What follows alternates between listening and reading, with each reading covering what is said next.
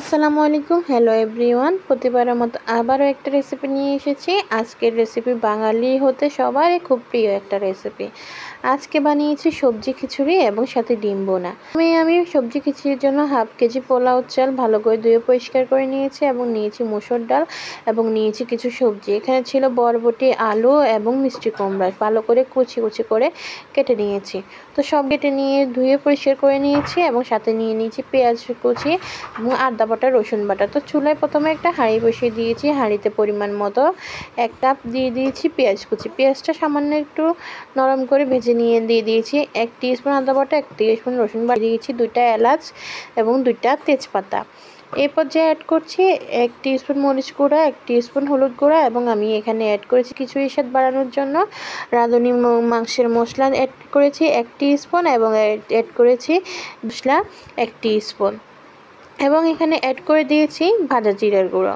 তো খিচুড়িতে যত মশলা বেশি দিবেন তত সবজি খিচুড়িতে আমার মনে হচ্ছে মশলা বিভিন্ন আইটেমের মশলা দিলে সবজি খিচুড়ির টেস্টটা বাড়ে, তাই আমি একটু বাড়িয়ে দেওয়ার চেষ্টা করেছি। তো ভালো করে আমি সবগুলো মশলা এখন ভেজে ভুনে নিচ্ছি। তো মশলাগুলো বোনা হয়ে গেলে এই পর্যায়ে আমি সামান্য একটু পানি দিয়ে দিয়েছি যাতে করে মশলাগুলো পুড়ে না যায়।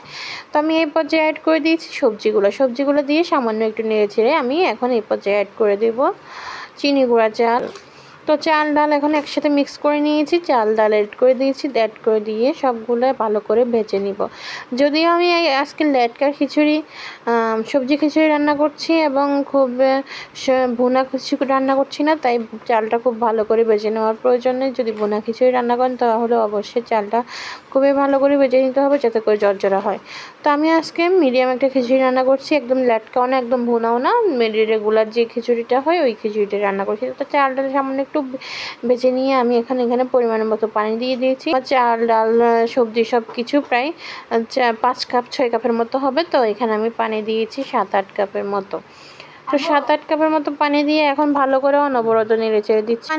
পানি দিয়ে সামান্য একটু নেড়ে চেড়ে এখন আমি ঢাকনা দিয়ে ডেকে নিয়েছিলাম। ঢাকনা দিয়ে ডেকে আমি পানিটা ভালো করে ফুটে আসা পর্যন্ত রান্না করে নিয়েছি। এরপর যখন ফুটে আসার পরে আমি ভালো করে নেড়ে চেড়ে দিচ্ছি এবং নেড়ে চেড়ে দিয়ে চুলার আঁচটা একদম লো করে দিয়ে আবার ঢাকনা দিয়ে ডেকে দিয়েছি। আবার 5-6 মিনিটের মতো রান্না করে নিয়েছি।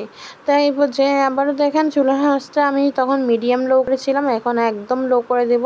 আমার খিচুড়ির পানিগুলো শুকিয়ে গিয়েছে, চালটাও প্রায় সেদ্ধ হয়ে গেছে 80% 5%-এর মতো, আরও 50%-এর মতো সেদ্ধ হওয়ার বাকি ছিল। তাই আমি একটা হাতা খুন্তির সাহায্যে প্রেস করে আমি সবগুলোকে গলিয়ে তারপরে আবার ঢাকনা দিয়ে ডেকে নিয়ে 5 মিনিটের মতো রান্না করব। তো আমার শেষে আরেকবার একটু লবণ যাতে করে আমার খিচুড়িতে একটু লবণ কম ছিল, আমি লবণ চেক করে দেখেছিলাম লবণ প্রয়োজন ছিল। তো আমি সামান্য একটু লবণ অ্যাড করে দিয়েছি এবং চারদিক থেকে প্রেস করে ঢাকনা দিয়ে ডেকে 3-4 মিনিটের মতো রান্না করে নিয়েছি।